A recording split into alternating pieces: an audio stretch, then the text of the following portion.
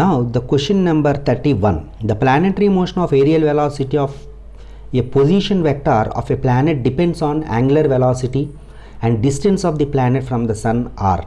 The correct relation for aerial velocity is how much? So here first of all, aerial velocity, that means dA by dt is directly proportional to angular velocity and distance. So here angular velocity to the power of a and distance to the power of b. So we will write the formula like this. How you will write the correct relation? So first of all, dA divided by dt, aerial velocity, is equal to area means what is that? L square, t to the power of minus 1, and omega is equal to t to the power of minus 1, and distance, that is r, is equal to L. As per the dimensional analysis, dA by dt is equal to some constant k into omega to the power of a and r to the power of b. So here dA by dt, what is this here? L square t to the power of minus 1 is equal to omega is nothing but t to the power of minus 1 whole to the power of a, and distance L to the power of b. Now I am equating the terms like this. So first of all, I will take like this, L square b. So that means what happens here? B is equal to 2. Then afterwards here t here, that means minus a is equal to minus 1, a is equal to 1. So that means b is equal to 2, a is equal to 1. Now I will write the correct relation. dA by dt directly proportional, omega to the power of a means omega to the power of 1 and r square. So that means what is the correct relation here? dA by dt directly proportional to omega r square. So which is the correct option here? Option C is correct. Now the question number 32. The two particles having position vectors r1 equal to 3i cap plus 5j cap meters and r2 is equal to minus 5i cap minus 3j cap meters are moving with velocities v1 equal to 4i cap plus 3j cap meters per second and v2 is equal to ai cap plus 7j cap meters per second. If they collide after 2 seconds, then the value of a is how much? So first of all, given position vectors, r1 is equal to 3i cap plus 5j cap and r2 is equal to minus 5i cap minus 3j cap meters. Then afterwards velocities v1 is equal to 4i cap plus 3j cap meters per second, v2 is equal to ai cap plus 7j cap meters per second. But here if they collide after 2 seconds, so that means t is equal to 2 seconds. But we know the formula, time is equal to distance divided by speed. So that means t is equal to variation of position vector and variation of speed. So first of all, here what is this one? r1 minus r2 divided by v2 minus v1. First of all, I will calculate r1 minus r2.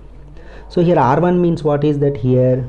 3i cap plus 5j cap minus of minus 5j cap minus 3j cap, 3 minus into minus plus 8i cap plus 5 plus here 8j cap meters, and v2 minus v1 speed.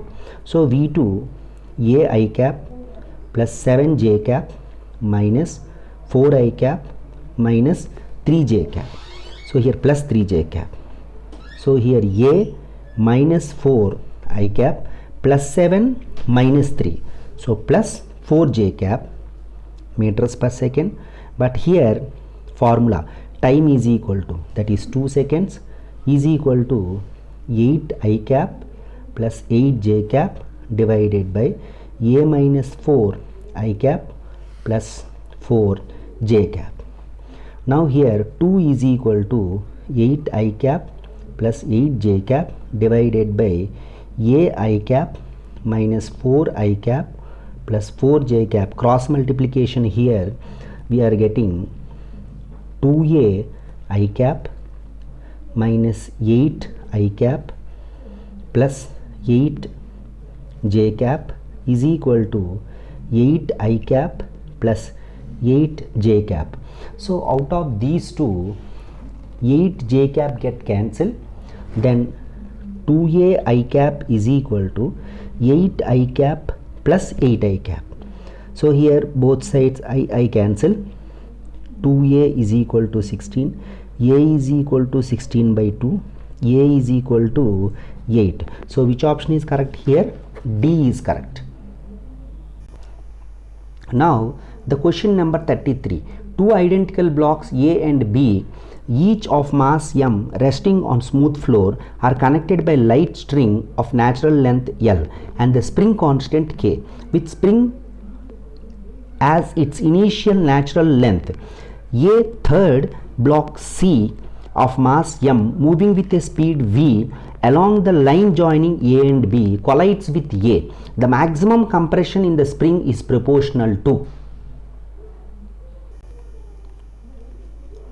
Now in this question we will draw the diagram like this. Initially body of mass m, that is C, is moving with velocity v, and A and B are connected by means of spring. After some particular time interval, C is having some particular velocity, it travels and strikes to the A. Then afterwards what happens here? What is the velocity of the C? It is exchanged to A. So that's why A body travels with the velocity v and B body which is at rest.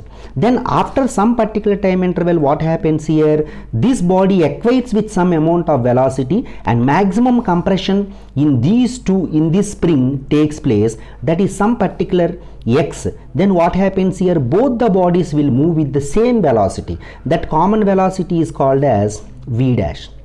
So in each, once again, C travels with some velocity and striking to A. So that means interchange of velocity. Then after some particular time interval, this pushes the B. When the B starts, maximum compression will take place in the spring. So then these two blocks will travel with same amount of velocity. This is the main important content. According to law of conservation of linear momentum, mv plus m into g. So here for these two I am applying here, initially these two. Then after some particular time interval, what happens? Both are traveling with same amount of velocity. That means m into v dash. So here m into v is equal to 2m v dash. So both sides m cancel. V dash is equal to v by 2. So v dash is nothing but which one? That is common velocity of A and B. So energy conservation takes place. So here energy conservation takes between A and B. So that means what happens here? Initial kinetic energy here, but here final kinetic energy, initial kinetic energy of A is there, but B is not there. So that means what happens here? Half m v square is equal to half m plus m, both are traveling, into v dash square plus here spring constant is there. So that's why half k x square. So that means half m v square is equal to half into 2m into v dash whole square is nothing but what is that here? V by 2 whole square plus half k x square. In that half cancel. So remaining what happens here? M v square is equal to 2m into v square by 4 plus kx square. So on solving of this one, x is equal to square root over m v square by 2k. Here maximum compression x is equal to v times square root over m divided by 2k. So which option is correct here? V times m divided by 2k. Option A is correct. Now the question number 34. The equation of motion of particle r x equal to 36t meters and 2y is equal to 96t minus 9.8 t square meters. The angle of projection are how much? In terms of sin theta we want to calculate. So first of all, given x is equal to 36 into t, but according to x equal to 36 into t, another equation that is given 2y is equal to 96t minus 9.8 t square. I will write this one, y is equal to 96 by 2, that is nothing but 48t minus 4.9 t square. So this is first equation, this is second equation. It is in the horizontal direction, the horizontal velocity x is equal to u cos theta. So that means what happens in this when x is equal to u cos theta into t. So first of all I will write u cos theta is equal to 36. This is number 1. Another equation, y is equal to u sin theta minus half gt square. So according to comparing these two equations, u sin theta into t. So u sin theta is equal to 48t. This is second equation. So that means second divided by 1. So that means u sin theta divided by u cos theta. 48 divided by 36. 12 4s are 12 3s are. U cancel. Sin tan theta is equal to 4 by 3. As per right angle triangle, here theta, tan theta is nothing but opposite side by adjacent side. So what is this one? Root 5. That is, sorry, Pythagorean triplet 3 4 5. So that means what about sin theta here? Opposite side 4, hypotenuse 5. So which implies theta is equal to sin inverse 4 by 5. So which option is correct here? Sin inverse 4 by 5. Option A is correct. Now the question number 35. Consider the following statements A and B. Identify the correct answer given below. A body initially at rest is acted upon by a constant force. The rate of change of its kinetic energy moves linearly with the time. And B, when a body is at rest, it must be in equilibrium. So here A and B are correct, or A, B are wrong. A is correct, B is wrong, and A is wrong, is B is correct. So which one is correct, which one is wrong? First of all, we will take A. Body initially at rest, U is equal to 0. It is acting by constant force. So V is equal to U plus AT. So then V is equal to 0 plus AT. So what about A is equal to V by T? But acting constant force, rate of change of kinetic energy varies linearly with time. So that means kinetic energy is equal to what is that? Half mv square. So half m into V means what is that here? AT. So AT whole square is equal to k into half into m into a square t square. So that means kinetic energy varies with the time. So this one is correct.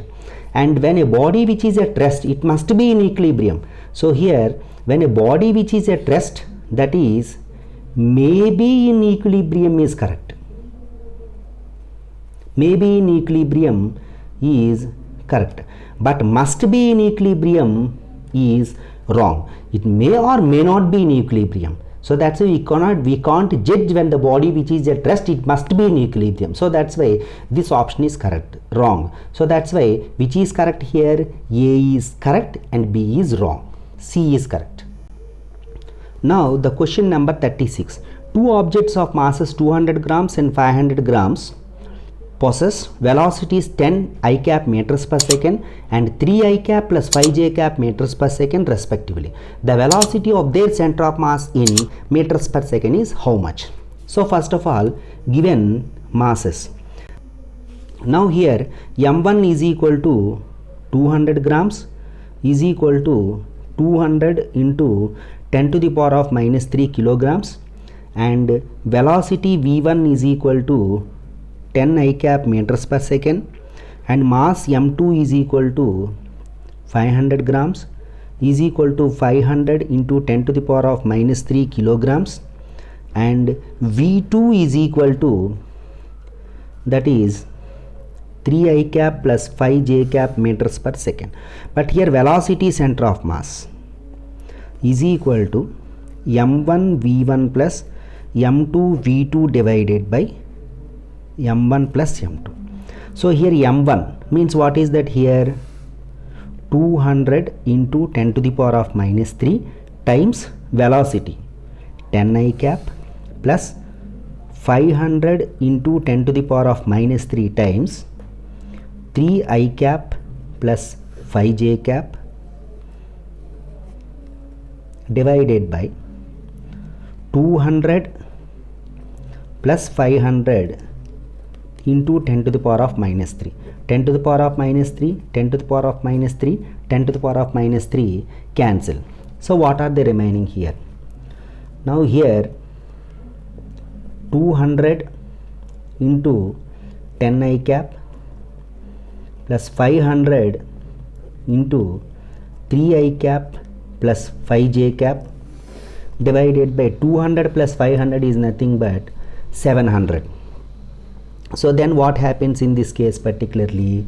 200 into 100 10, 200 into 10 2000 plus 1500 I cap plus 2500 j cap, that is divided by 700 is equal to 2000 plus 1500, how much here? 3500 I cap plus 2500 j cap divided by 700. So you divide individually.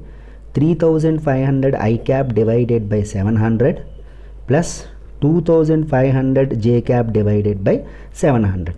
2 zeros cancel, 7 5s are. So that means 5 I cap plus 2 zeros cancel, 25 by 7 j cap. So 5 I cap plus 25 by 7 j cap. Which option is correct here? Option C is correct. Now the question number 37. The horizontal acceleration that should be given to a smooth inclined plane of angle sin inverse 1 by L to keep the object stationary on the plane relative to the inclined plane is how much?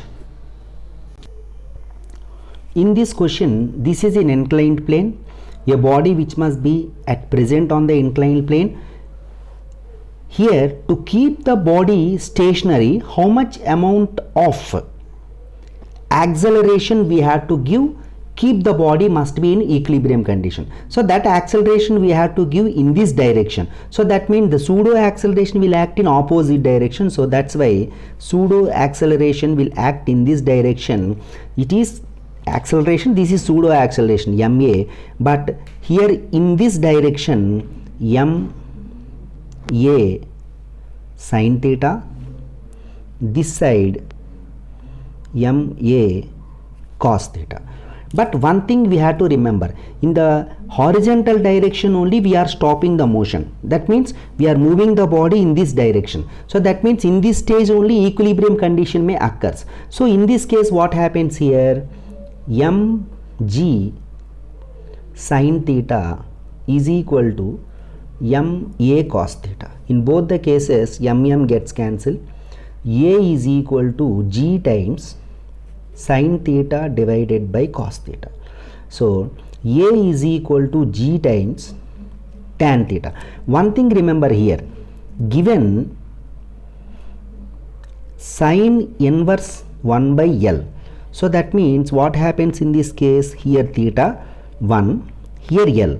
So what about this one? Square root over L square minus 1. So here square root over L square minus 1. So what about tan theta here? 1 divided by square root over L square minus 1. Now I am substituting the value here. A is equal to g times 1 by square root over L square minus 1. So that means A is equal to g divided by square root over L square minus 1. So which option is correct here? A is correct. Now the question number 38. The moment of inertia of a meter scale of mass 0.6 kg about an axis perpendicular to the scale and located at the 20 centimeter position on the scale in kilogram meter square is how much? And here breadth of the scale is negligible. So first of all, here given, we will draw the diagram like this. Let us consider this is the meter scale. So length of the meter scale is how much here? 1 meter, or otherwise 100 centimeter. So this is the position A. From the position A, 20 centimeters we have to calculate. So from here to here, this is 20 centimeters. At this particular point, we will calculate the moment of inertia. So what is the remaining length here from here to here? That is 80 centimeters.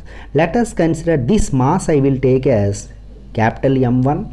This mass I will take as capital M2. So first of all, what we will take means length convert into kilogram. That is nothing but mass.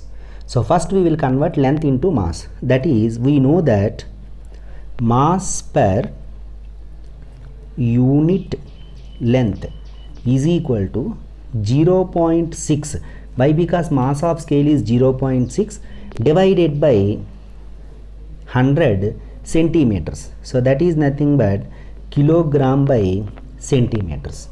So remember, first of all, I will calculate the mass M1 is equal to how much here? 20 centimeters into 0.6 divided by 100 is equal to 0.6 divided by 5 kilograms, and mass M2 is equal to 80 into 0.6 divided by 100 is equal to 2.4 divided by 5 kilograms.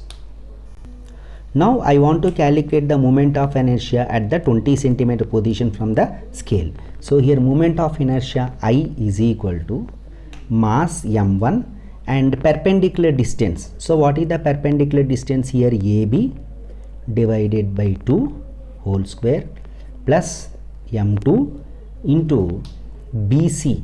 That means here ABC, BC divided by 2 whole square. So here mass M1, that is 0.6 divided by 5 into 20 by 2 into 10 to the power of minus 2 whole square plus 2.4 divided by 5 times 80 divided by 2 into 10 to the power of minus 2 whole square is equal to 0.6 by 5 times 10 into 10 to the power of minus 2 whole square plus 2.4 divided by 40 into 10 to the power of minus 2 whole square is equal to 0.6 by 5 times 10 to the power of minus 2. 10 to the power of minus 2. Why? Because here plus 1 minus 2 minus 1, here minus 2 plus 2.4 by 5 times 4 into 10 to the power of minus 1 whole square. So here 0.6 by 5 plus 2.4 by 5 into 4 4s are 16 times 10 to the power of minus 2. So here 0.6 plus 2.4 into 16, 38.4 divided by 5 into 10 to the power of minus 2. On simplification of this one, we are getting the answer is 0.078 kilogram meter square. So which option is correct here? 0.078. So now the option A is correct. Now the question number 39. A circular disc of radius r and thickness r by 6 has moment of inertia I about an axis passing through its center and perpendicular to its plane. It is melted and recasted into a solid sphere. If the moment of inertia of sphere about its diameter is about the axis of rotation is how much? So one thing we have to remember, first of all, moment of inertia about the disk is equal to 1 by 2 mr square. But what happens here? Disk is melted and recasted into sphere. Melted and recasted is nothing but that it should be completely melted and making into any other shape, that is called sphere shape. We are making that one. So whenever the disk is melted and recasted, one thing remains constant. Which one? That one, volume is constant. So that's why volume of sphere is equal to volume of disk. So that's why first of all I will write volume of sphere, that is 4 by 3 pi r1 cube is equal to pi into r square into disk thickness is r by 6. So pi r square into r by 6. So in these two cases pi gets cancelled. So what are the remaining in this case? First of all, 4 r1 cube divided by 3 is equal to r cube divided by 6. So here 3 2's are here. So r1 cube is equal to r cube divided by 4 into 2, 8. So here r1 is equal to r divided by 2. This is the answer. R1 is equal to r by 2. But which one we want to calculate here? Moment of inertia of sphere. Formula is 2 by 5 m r1 square. So that means 2 by 5 m. What is r1 here? R by 2 whole square. So that means 2 by 5 m r square divided by 4. So here 1 by 5 common, here 2 2's are, that is nothing but 1 by 2 m r square.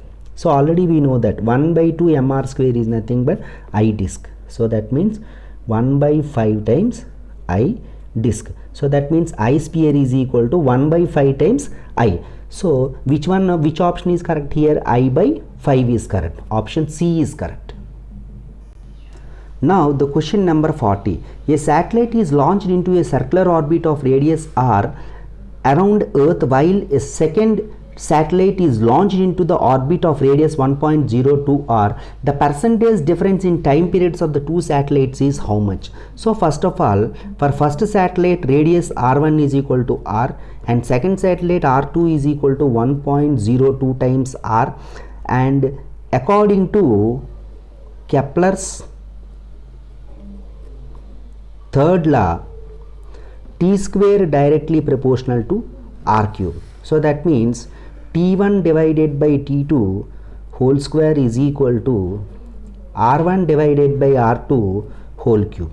Now substitute here t1 divided by t2 whole square. So we want to calculate the percentage difference time periods of the two satellites is equal to r1 r, r2 1.02 r whole square. That means t1 divided by t2 whole square is equal to, here r gets cancelled, 100 divided by 102 whole cube, t1 divided by t2 whole square is equal to, on simplification, 50 divided by 51, 250s are 251s are, that is t1 divided by t2 is equal to, this is whole cube. So that means 50 divided by 51 whole to the power of 3 by 2. So here 3 by 2 can be written as 50 divided by 51 into 50 divided by 51 whole to the power of 1 by 2. So here what happens in this case, on simplification of this one, t1 divided by t2 is equal to, simplification 0.97 we are getting on simplification of this one. So that means simply 50 divided by 51 into 50 by 51 whole to the power of that one, 0.97 8 we are getting. So that's on simplification of this we are getting 0.97 divided by 1. Which one we want to calculate? Percentage difference in time periods. So that's why what happens here, T2 minus T1 divided by T2 into 100. So T2 is nothing but what is that, 1 minus 0.97 divided by 1 into 100 is equal to 0.03 into 100, and multiplication of that one 3%. So which option is correct here? Option D is correct.